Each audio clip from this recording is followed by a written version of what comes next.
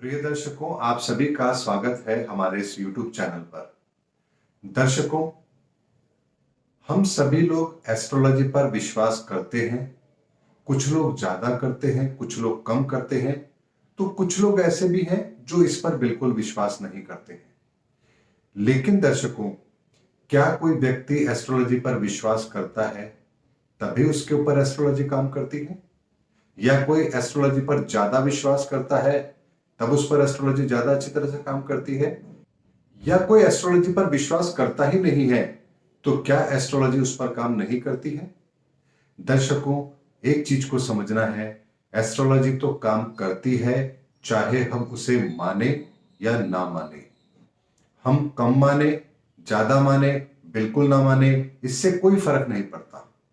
जैसे एक व्यक्ति कहता है कि मैं भगवान पर विश्वास नहीं करता, एक व्यक्ति कहता है मैं विश्वास करता हूं, तो क्या उनके विश्वास करने या नहीं करने से भगवान के अस्तित्व पर कोई फर्क पड़ता है? बिल्कुल भी नहीं दर्शकों। जैसे उत्तरी गोलार्ध के अंदर अगर हम बात करें, नॉर्थ पोल या साउथ पोल की हम बात करें, तो वहां पर सूर्योदय बहुत लेट होता है, यानी कि 6 महीने में एक बार होता है। तो क्या इससे सूर्य की उपलब्धता या सूर्य की अनिवार्यता खत्म हो जाती है? क्या इस पृथ्वी पर सूर्य का प्रभाव रोज नहीं पड़ता है? दर्शकों, बहुत सारी ऐसी चीजें होती हैं जिसमें हमारी मान्यताएं और हकीकत के बीच में बहुत बड़ा फर्क होता है। लेकिन दर्शकों, अंधविश्वास और ज्योतिष के अंदर एक बहुत बड़ा फर्क है। यदि हम ज्योतिष को उस लेवल पर लेते हैं कि जो कुछ होता है वो तो होकर रहेगा, तो यहां पर हमारा सोचना बिल्कुल गलत है।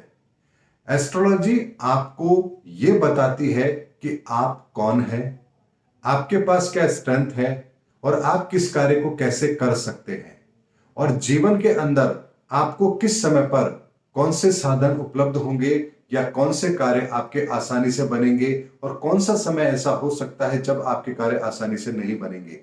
ये एक प्रकृति का नियम है। जैसे एक बगीचे के अंदर जब आप पतझड़ का मौसम आता है तब देखते हैं कि हर तरफ पत्ते झड़े हुए हैं और बगीचे के अंदर कोई फूल उस समय खिला हुआ नहीं है।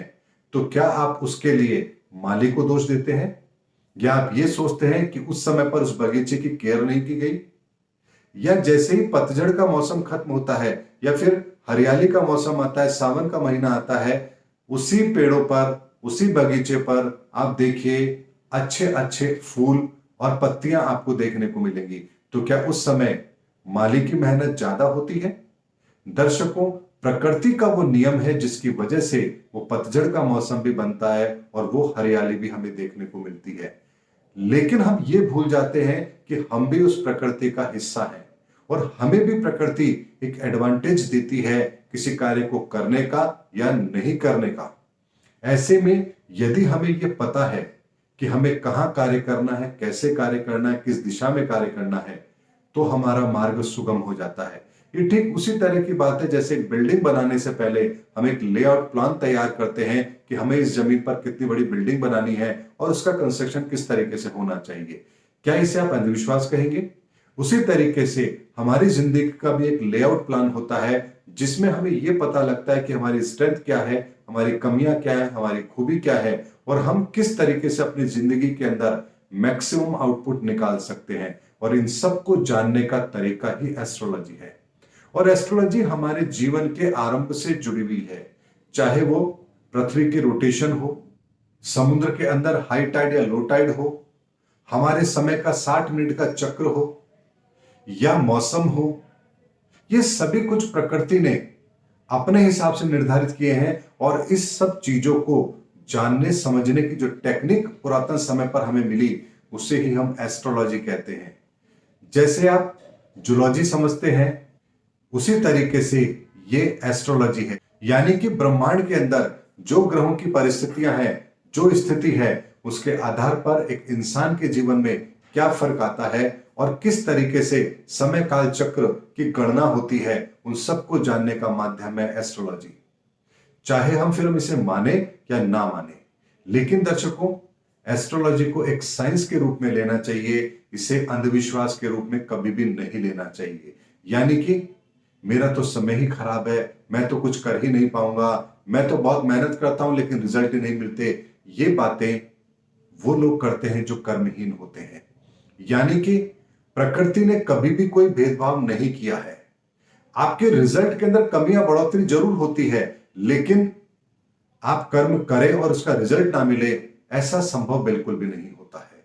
हाँ, जीवन के अंदर हमारा कार्यक्षेत्र कैसा होना चाहिए, हमारा करियर कहां बनेगा, कौन सी चीज हमें आसानी से मिल जाएगी, इन सब का पूर्व आकलन एस्ट्रोलॉजी से होता है। लेकिन कोई व्यक्ति ये कहे कि मेरी कुंडली देख के बताइए मैं आईएएस अधिकारी बनूंगा या नहीं बनूंगा, और सब्जेक्ट उसके ऐसे हैं या पढ़ाई में ऐसा है कि 40% मार्क्स लाता है, तो ऐसे में आप उसे क्या कहेंगे। लेकिन कोई व्यक्ति है, पूरी मेहनत कर रहा है, ईमानदारी से मेहनत कर रहा है, टॉपर भी है, तो उसकी कुंडली के अंदर कोई योग अगर कमजोर भी होगा तो वो अपनी मेहनत से उन योगों को फलित करने की ताकत रखता है। लेकिन यहां पर उसकी मेहनत का परसेंटेज बहुत ज्यादा होना होगा, तभी यहां पर उसे सफलता मिलेगी। यानी कोई व्यक्ति अगर ये सोच के तैयारी कर रहा है कि मुझे मेरिट में आना है, तो यहां पर उसके सिलेक्शन में संदेह नहीं होगा। लेकिन कोई व्यक्ति ये सोच के मेहनत कर रहा है कि यदि मैं मेहनत करूंगा तो क्या मुझे सफलता मिलेगी या नहीं मिलेगी, इस बात का निर्णय एस्ट्रोलॉजी के माध्यम से जरूर होता है। यानी कि अगर उसकी सफलता के अंदर कोई बाधा है, तो यहां पर उस बाधा को दूर करके सफलता को जरूर पाया जा सकता है। यानी कि दर्शकों, एक चीज ऐसी होती है जिस पर एस्ट्रोलॉजी बिल्कुल भी काम नहीं करती, और वो है एजुकेशन। यानी कि एजुकेशन एक ऐसी चीज है जो आप अपनी इच्छा से जितना मर्जी उतना पढ़ सकते हैं, लेकिन वो एजुकेशन आपकी जिंदगी के अंदर आपको कामयाबी दिलाएगी या नहीं दिलाएगी, आपको मंजिल तक पहुंचाएगी या नहीं पहुंचाएगी, ये एस्ट्रोलॉजी पर निर्भर करता है। यानी कि आपने ऐसे बहुत से लोग देखे होंगे जो पढ़ाई में तो बहुत होशियार थे, लेकिन जब अपनी जिंदगी की शुरुआत करते हैं तब वहां पर उन्हें उतनी कामयाबी नहीं मिलती जितनी उन्हें पढ़ाई में मिली थी। और बहुत से ऐसे लोगों को आपने देखा होगा जो जिंदगी के अंदर पढ़ाई में बहुत कमजोर थे, लेकिन जिंदगी के अंदर बहुत बड़े सफल व्यक्ति भी बने हैं। दर्शकों, यहां पर व्यक्ति का कर्म और ज्योतिष का सिद्धांत दोनों लागू होते हैं। यानी व्यक्ति कर्म भी कर रहा है और उसकी मेहनत भी उसी दिशा में है जिस दिशा में उसको कामयाबी मिलनी चाहिए, तो यहां पर व्यक्ति सफलताएं भी हासिल करता है। इसीलिए दर्शकों, एस्ट्रोलॉजी को एक साइंस के रूप में अपने जीवन में लीजिए, उसका इस्तेमाल खुद को पहचानने में करिए, खुद की मंजिल के रास्ते को आसान करने में कीजिए, लेकिन एस्ट्रोलॉजी को लेकर के हताश निराश होकर के अपने जीवन के अंदर कर्म ना करने की गलती कभी भी मत करिए, क्योंकि एस्ट्रोलॉजी एक साइंस है और साइंस पूरी तरह से एक्सपेरिमेंट बेस पर होती है। यानी कि आप जो करेंगे उसका एक्शन या रिएक्शन आपको मिलेगा, लेकिन कुछ नहीं करेंगे तो कुछ नहीं मिलेगा। यही नियम साइंस के हर एक्सपेरिमेंट पर लागू होता है, और चूंकि एस्ट्रोलॉजी भी एक साइंस है, इसलिए ये नियम इस पर भी लागू होता है। यानी कर्म और कर्म की दिशा ये एस्ट्रोलॉजी तय करती है, लेकिन बिना कर्म की दिशा तय किए, बिना मेहनत किए हम सोचें कि केवल भाग्य में जो है वो हमें मिल जाएगा, तो फिर यहां पर हम एस्ट्रोलॉजी को अंधविश्वास के रूप में लेते हैं। दर्शकों, उम्मीद करता हूं मैंने इस वीडियो के अंदर आपको बहुत सारी ऐसी चीजें बताने की कोशिश की है जिसको लेकर के अक्सर लोगों के मन में एक भ्रम भी रहता है, और इसी वजह से कुछ लोग एस्ट्रोलॉजी को अलग तरीके से लेते हैं और कुछ लोग एस्ट्रोलॉजी को बिल्कुल अलग तरीके से लेते हैं। हमारे सोचने समझने से एस्ट्रोलॉजी के किसी भी फैक्टर पर कोई प्रभाव नहीं पड़ता है। समझना हमें है कि हम इस विद्या को अपने जीवन में कैसे इस्तेमाल करते हैं।